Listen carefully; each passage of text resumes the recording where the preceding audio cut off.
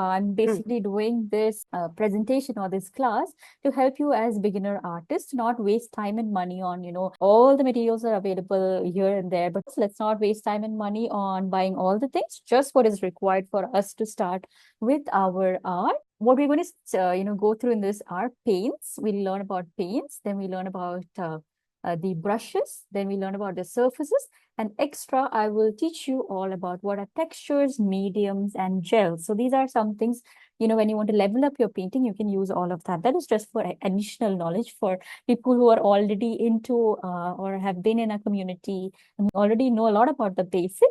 For them to, get a little extra knowledge, I added the textures, the mediums, and the gels also, okay? We'll get straight ahead with paints, okay? So going on to our paints, okay? So let's see what is the difference between a student grade and an artist grade acrylics. And there are three properties. One, based on the pigment, okay, based on the light fastness and based on the cost. There is a difference between the student grade and artist grade, okay?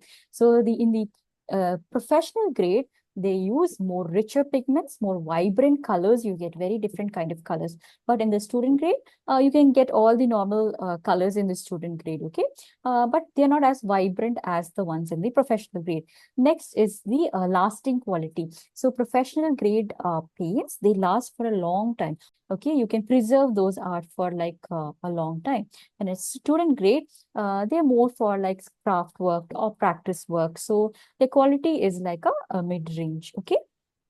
Coming on to price, you can see all these are like student grade, like the ones in the bottle, Fevicryl, Camels, bottle ones, okay? Bistros also and Montmartre, they're all student grade, but the pigment in the Bistros and the Montmartre are a little better than the Fevicryl and the Camels bottle ones, okay? So you can see the difference in the quality when you paint with it. So coming on to student grade, all of these come under student grade, okay? Student grade, and you can say that Bristow, Montmartre, and Camel's artist color sets, okay, they come under like an intermediate grade between the professional and the student grade because their pigments are better. But at the same time, they have not only in the Camel, you can see all these numbers here, right? If they are mentioned there how long they last, then you can consider it as a professional grade also, okay? Then coming on to professional grade, these are like Liquitex, Golden, then means Newton. So they all have these markings over here. Can you see certain numbers over here? So there are serial numbers and markings on them which determine that this particular pigment will last for this certain years. Okay, so that is the difference between a student grade and a professional grade paint. Okay, coming on to a beginner artist, it is always better to choose a student grade for your practice, and once you know or get the feel of the colors, you can go more to a professional grade colors. Okay, going on to now the consistency of paint. Okay, we have four types of consistency. One is heavy body, then we have soft body, then we have fluid paints, then we have acrylic inks. Okay, so going on to the heavy body. So heavy body comes, you can see over here at heavy body. So in these heavy bodies, there will be more of pigments. It will be more thick and less of the vehicles. So when the pigments are rich or thick, you can see how three-dimensional effects are created. So heavy body you can use for like these kind of impasto work, or it's called as impasto work, okay, three-dimensional work. Then we have the soft body, or the paint that we get in the bottles, right? They're soft body. They have good flow, but at the same time, they are not very flowy like the fluid acrylics. So you can use it for our normal painting, practice paintings, or you can use the soft body acrylics.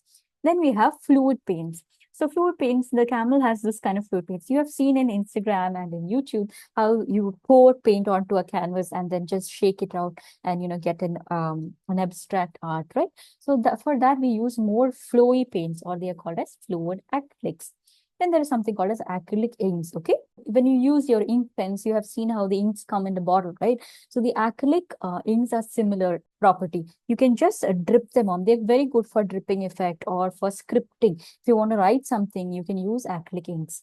So, and even acrylic markers with these acrylic inks are available. Okay, so these are the different consistency of acrylic paints that are available, and how you can use each for the different type of paintings. Okay, so sometimes, when you want to do like a big artwork and you want to include all of this, you can buy everybody do some 3D on this side, some fluid drippings, some acrylic drippings, then some soft body paint. So you can create a big large work with all of it. Or if you want to do just impasto work, you can go for heavy body. Or if you just want to do like these fluid fluid paint work, you can go for fluids or soft body for any work as such. So when as a beginner, which paint should you buy as a beginner?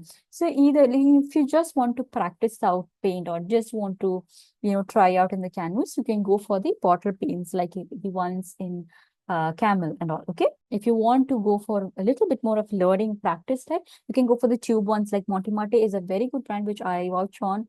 I love using that. And you can either go for Camel set or Bristol set. Okay. For our class members, I have shared a PDF in which you can, I've given options on which all paints you can buy as a beginner. Okay. Now we will go to surfaces that we can work on. Okay. So acrylic is a very versatile medium. So you can use acrylic on fabric, on paper, MDF, canvas, anywhere as such. Any prep surface you can use acrylic because it's a very versatile medium. Okay. But the most commonly used surfaces we will discuss here, we have paper, we have canvas, we have MDF. Okay, so going on to paper. So whenever we purchase a paper or a textured paper, we have to choose certain, there are certain terms that you should be careful of. So one is 300 to 400 GSM. What is that? That is basically the thickness of paper. So this is also a textured paper. I'll be doing the demos on this textured paper. So you can feel the thickness of the paper, right? So based on the thickness of paper, there is 300 to 400 GSM or grains per square meter. Okay. So in 300 to 400 means it's a high grain. There's a lot of grain. So the more grain, more thicker it will be. Then we go for the A4 sheet. A4 sheets are usually between 70 to 100 GSM. But the paper that we want to paint on should be 300 to 400 GSM. So that the paper doesn't shrink. You have seen when you do painting on the A4 sheet that the paper wrinkles and it warps, right? Because it absorbs all the water and the paint. But 300 to 400 GSM papers, they stay stiff. You have done painting and it is stiff as such. Okay. Then another word is cold press. Now, cold pressing is, you can see the surface, it is very rough. Okay, it's not smooth like an A4 sheet. So an A4 sheet will be hot press. These are all manufacturing terms. Okay, cold press paper meaning that there will be some kind of texture on top. So this will again help the acrylic paint to sit on the paper. And the next term is acid-free paper. So what is acid-free paper? You have seen that, newspapers, when we keep it for a long time, it turns yellow, right? It's basically because of the acid in the paper. So when it comes to texture paper, we don't want our painting to be spoiled, right? So we need to opt for acid-free paper. So acid-free paper will not yellow over time. Okay. So these are the three terms that you should be aware of when you choose textured paper for painting. And going on to textured paper, it's very good for practicing art. Okay. It is good if you want to sell art or commission art, you can do it on textured paper. You just have to prep the surface good, paint over it, and then give a good varnish. Okay. But if you go for commissioned artworks, you can, definitely choose for canvas, or it will last for a longer time. Okay. It has been historically proven that canvas is the one that lasts over a long time. Paper has a tendency to degrade. So when you choose for commissions and all, it's better to go for canvas. But at the same time, if you prep and keep your paper carefully and save it, then you can prevent it from degradation. But paper is always good for practice activities. Okay. Going on to canvas. Canvas are available in different forms. Canvas in rolls, or you can buy canvas like this as canvas board. So what is basically canvas board? It's basically the roll you cut and then you stick it onto a board. So that is already prepped canvas boards you can get online. Then we have canvas, which is pre-stretched canvas or pre-framed canvas. So there's wood underneath. There's a wooden frame and then the canvas is stretched over it and then stapled and then you get a thick canvas board. Okay. So these are the different canvases available. And then there are certain terms again when you look ahead to buy a canvas online or offline. So there is one, the weave of the canvas. So canvas is basically a cloth, right? So there's weaves. So there is medium, there is fine, and then there is coarse. Okay. So coarse will be more textured. Fine will be super smooth. and medium is the intermediate between. So always go for a medium one. Unless you want more textured work, go for a coarse one. Okay. So you can go for a medium weave or medium thread. Okay. Canvas. Then another thing that we hear is primed canvas. So what is priming? So priming is basically creating or applying a primer on the surface of the canvas so that the paint is not absorbed onto the canvas, and the vibrancy of the paint loses it when it gets absorbed. So you need to retain the vibrancy. You can, apply a layer of primer.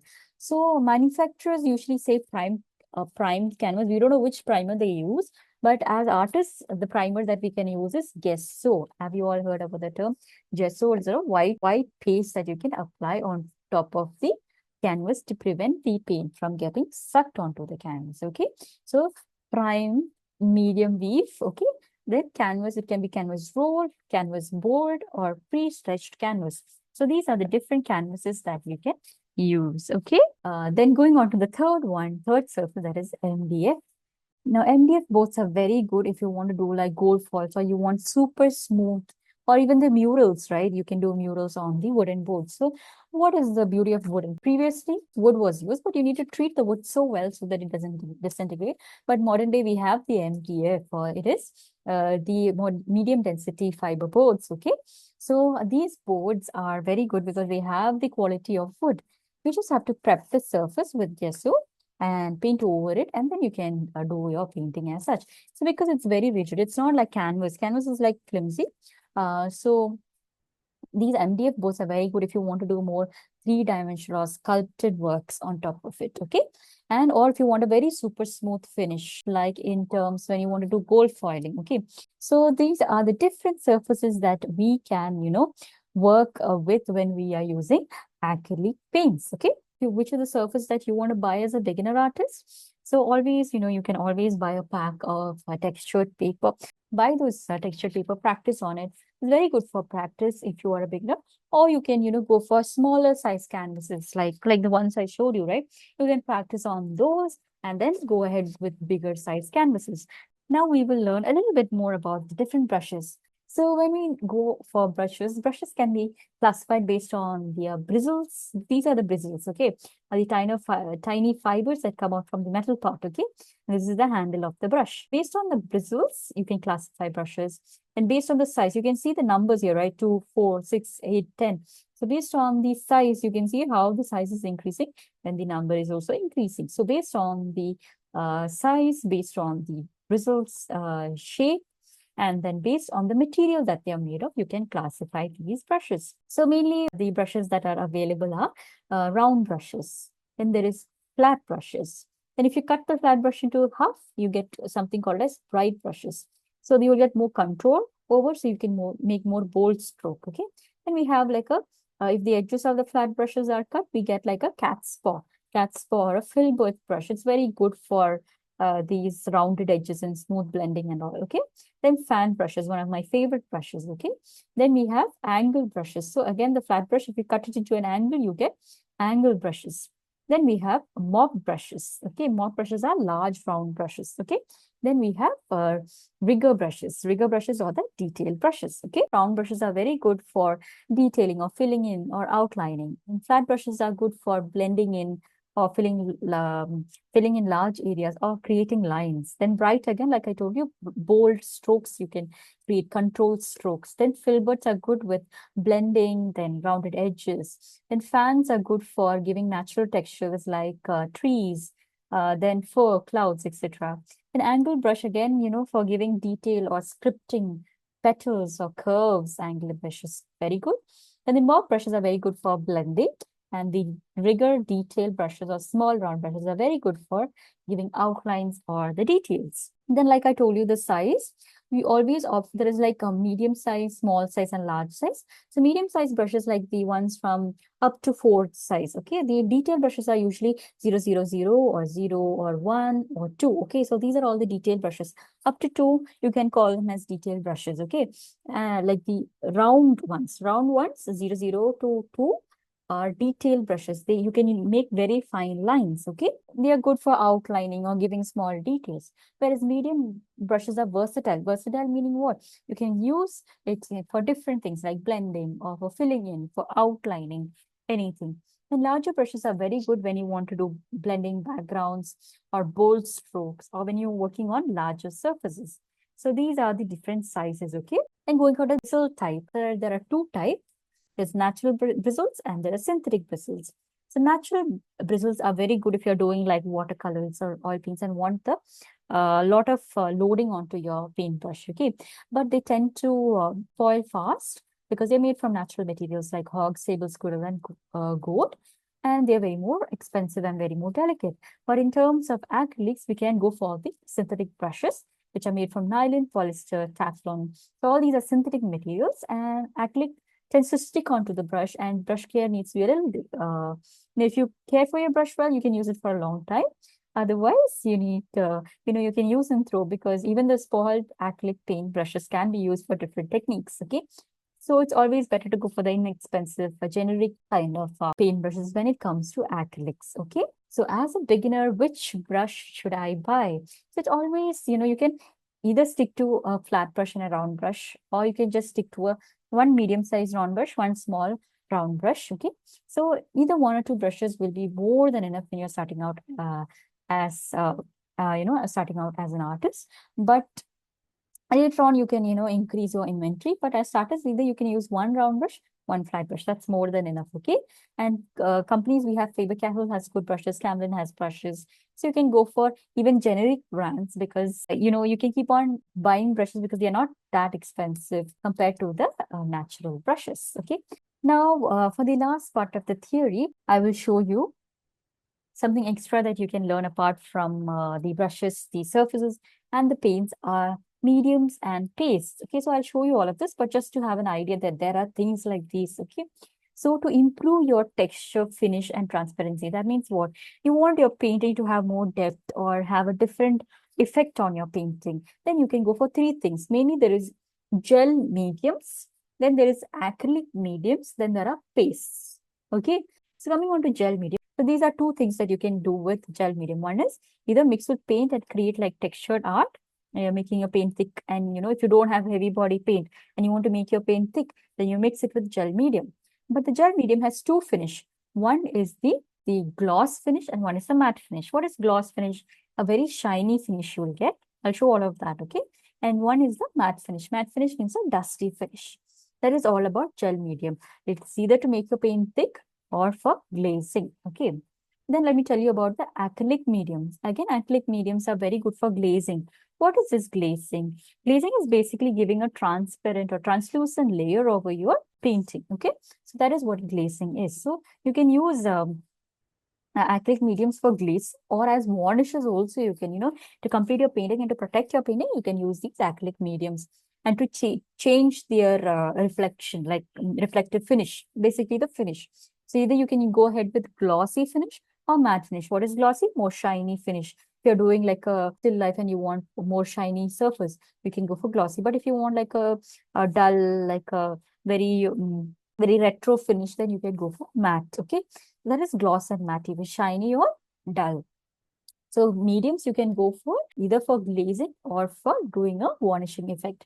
And we have two more pastes. One is the modeling paste, one is the texture paste. What is the modeling paste? Modeling pastes are again like you have seen these texture flowers, right? On Instagram, a lot of people creating texture flowers. So you can use modeling paste for that or texture paste. Modeling paste, difference between the two are modeling, it has more three-dimensional modeling quality, whereas texture is mainly to change the texture of the paint. This is new to you. You might not understand what these are, but just remember there are three things. One is gel mediums, acrylic mediums, and paste. Paste include modeling paste and texture paste. These are the three things that you need to remember, that there are things out there which you can level up your paintings. So now I'm going to show you the different surfaces. We'll start with the surfaces, okay? So this is a textured paper. Can you see how rough it is? It's not smooth, okay? And I've done some paintings on it, but you can see how it is not wrinkled, right? So yeah, one is the texture paper. I'll show the demo on this, okay? Then we have like a canvas board. So they are usually canvases which are stuck onto a board, okay? So this is a canvas board, okay? Next we have a pre-framed canvas. You can see the wood, okay? You can see the wood inside and how the canvas is stretched over. and then stapled. Okay. So three things that we have is textured paper, canvas board, and pre-stretched canvas, which I wanted to show you. Okay. Next, I will show you the paints. Okay.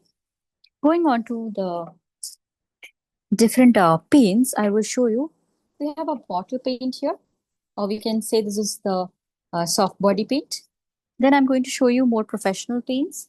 Like we have golden here. Okay. Then we have the Winsor Newton, and then we have the Liquitex. Okay. And then we have the Monty Monty paint, which I usually use. I really like this. Okay, and Monty Monty is a tube paint. Their colors are good, the vibrancy is good. Then we have also the fluid paints. And I'll just take a little bit out of everything and show you the different consistency. Okay. These are normal paints, but you can see they are not heavy body, but you can see the difference in the consistency and the vibrancy of the colors when I take it out. Okay. These are professional paints. These are the student grade. Okay. And Monty vibrancy and pigments are pretty good, but they have not mentioned, uh, how long it will last. So you can't actually tell, if it's a professional grade. I'll just squeeze out a little bit and you can see the different consistency. Okay. We'll start with the most loose consistency we have at hand. Can you see how loose that is? See how loose it is? Yeah. So loose. Hmm. So that is the fluid ones. Then going on to our next one, the bottle one. This you can say is more thicker or like soft body. Okay. So just dip it and you can see how it is. If the flow is little better, right? It's not as thick as heavy body, but it flows good enough. So that you can call this as a soft body. There is some thickness to it. Okay. I'll just squeeze it out and show it to you. See how good it is, the drop that I have created. So this is not actually heavy body or you can consider this as a something in between heavy body and soft body. You can see how beautiful the color is and how consistency is so smooth, unlike the previous one which we used. Okay, you can see how the texture paper is seen through in the fluid one. So that's Monty Monty. Now coming on to our professional grade ones, I'll just squeeze out and show it to you how beautiful. The color is so different and you can see how thick the paint is. Yeah. This is Golden's paint. Then I'll just show you. See how thick the paint is.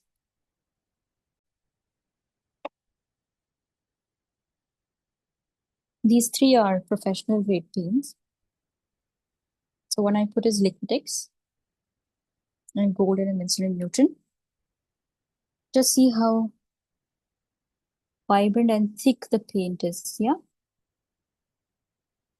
Here also see how thick the paint.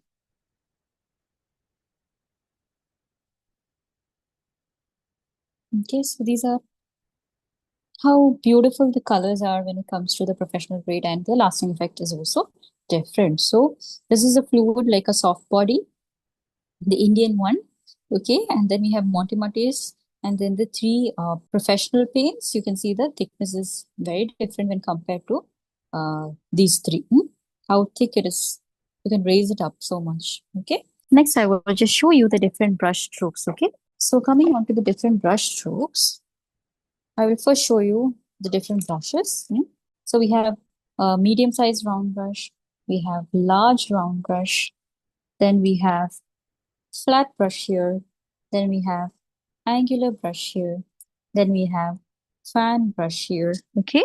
And then we have the detail brush. Okay. I'm just going to show you a little bit on how to use it. Okay. How to use it, I'll just try it out. Okay. Look at this. Okay. There's a new here. So I'm just going to show you. So you can see detail brushes are very good to, see how beautiful and thin the lines that are coming. Yeah. So that is how you can use detail brushes. And for scripting means, you write something. Yeah. So very good for scripting and very thin details or lines. Okay. Then I will show you the next size or the medium size round brush. Very good for like filling in areas. Okay, can do filling areas. Or, if you want to draw straight lines, or you want to do like something called as stippling. Okay, that is like small dots. Hmm? So that is stippling. Okay, or any detail as a matter of fact. Okay, or you can do like bushes. You can do like this. You can just press it on like this when you get that, cloudy effect. Then we'll go for the brush. Okay, so again, I'll just use some paint from here itself. Okay, now again, flat brush is very good for straight lines. Okay, you get straight line, then you can go for dry brushing. You can see you can create like nice fur effect, or okay, if you want to create like some leaves or bushes. Okay, just pull it out like this. Then we can go for the angular brush. The angular brush you can go is good for doing like designs like this. Okay,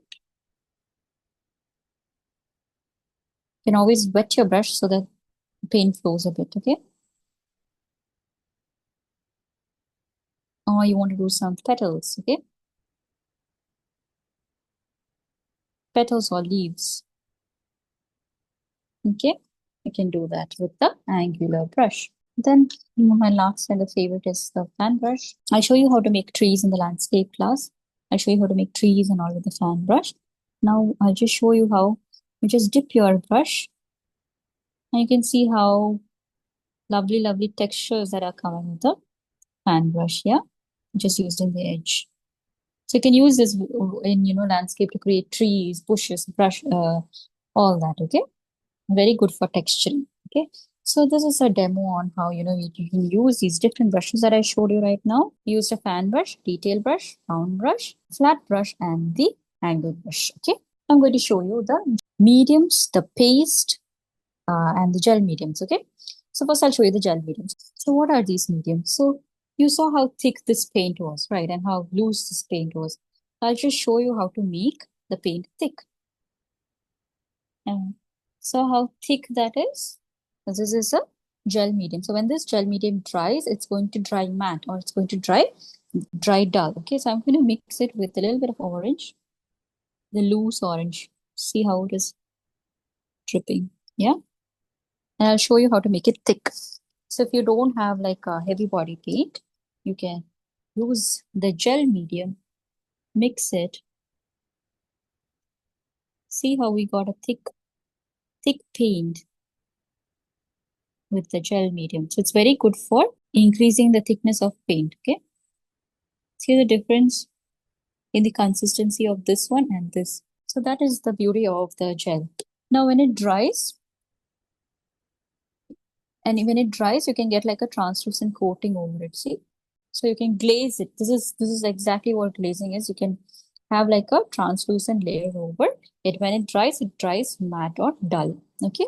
So this is what our gel mediums do. Gel mediums. Okay. There is matte finish as well as gloss finish. Next two things, acrylic mediums. Okay. So acrylic mediums, you get it as gloss and matte too. So I'll just take one and show you. Paint. Instead of diluting the paint with water, where the paints will looks very watery, okay, you can mix it with acrylic mediums, okay, like acrylic medium, like what I showed you right now, and get a more, you get more flow for the paint. This is a very thick paint, right? And it's not flowing much, okay? So what you can do is you can mix it with the acrylic medium, and you got so much paint which is more flowing. You see the difference? You want to, it is like the reverse of the gel medium. You want to make a paint more flowy. If your paint is a little, it's a little drying up, then you can use this medium to increase the flow. You can see how you got a beautiful flow. But at the same time, if you were using water for diluting that paint, you would not get that vibrancy. See how it is whitened out. Whereas if you're using mediums, you can make more flowy paint with the same vibrancy. but here the vibrancy is lost. Okay, acrylic mediums are very good for diluting paint, okay, increasing the flow, or even for glazing. So I'll show you glazing over here, like maybe over another color. So okay, so when it dries, it will come out as translucent. Okay, can you see how the orange is being seen through? Yeah, when it dries, you can absolutely, it will, turn out a little less prominent. Now, to show you the finish of what matte finish is, I have used the plain acrylic medium, okay? As in, like, I've not mixed with any paint, and I've painted over these two surfaces, okay? Now you can see how dusty this is, right? Yeah, so this is using a matte finish. This is a matte finish when it reflected in light. But in this, can you see? Yeah. Can you see the shine? Yeah. So I have put a plain layer of acrylic medium gloss over here. So that is how it is glossy. Okay. So see the difference, how matte and gloss is. Acrylic medium is to increase the flow, whereas gel medium is to thicken the paint. Okay. The modeling paste and the texture paste. So different companies make it in different ways. So I'll just show you how it is. Okay. Again, modeling paste is for making 3D things. Texture paste is also for making 3D things. You can use either and try out which is good for you. Okay. So I'm taking modeling paste here. So modeling paste of Monte Monte is quite fluid than what we expect. So here you can see how it is. It will be very thick once it dries. Okay, it's like how you put plaster on. Okay. Now another thing that you can do is mix it with paint and then create some textures with paint. See how the color is being taken up by the texture paste. How thick it is. You can model this. Make like roses or flowers or petals. This is texture paste which I've taken out. This texture paste is pretty good because you can see how it is less fluid than this. Ideally, modeling paste should have this consistency.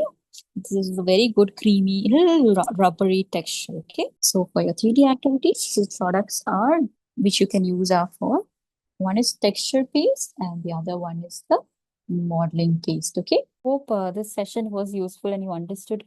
It was very informative. I really like the way you made me feel easy. Got Not, it. it was not scary at all. Great, But great. As a beginner, all you have to need to focus is one, your brushes. Have a medium size round brush and flat brush. That's it. Okay. And then coming to your paints, you can have a set of paintbrush paints. Tube paints is always good when you're starting out to learning painting. Okay. Bristow is there. Montemate is a paint company that I really like. And I just wanted to add in a little bit extra for people who already knew the basic. That's why I added the texture paste and mediums. So you just have a understanding of all of these are the materials available and you can play around and experiment. Okay. Thank you for joining in. Shall we wind up? Ashwati and Gina, do you want to share something? Rohini, you want to share anything? Thank you for the session. It Yeah. was, yeah, even if I'm not a beginner, but Yeah. Yeah. Yeah. yeah, I had useful information and it was good. Great. telling everything in detail, not everyone teaches like that. Okay. Great, great, great, great. I felt like a preschooler. Okay, good, good. You're teaching everything from the A to Z. Good, good, good. Okay, I'm glad that you all are, learning from it. I just want to, make the most of it for, all those who are dedicated, spending your time here. I want to make value for that. Okay. A lot of people will join the online group. A lot of people will say yes to it, but only a few will turn up and give that time and dedication. So I really want to give up everything for all of you who have, taken the time and effort to be here with me. Okay. So I hope maybe for the next month, we can see you all again. Take care and thank you all for joining in. Okay.